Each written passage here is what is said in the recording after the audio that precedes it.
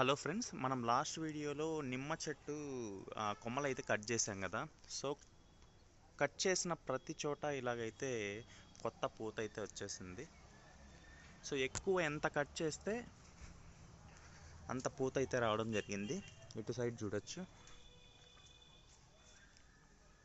Cut చేసిన ప్రతి కొమ్మకి కొత్త చిగుర్లు అయితే వచ్చాయి.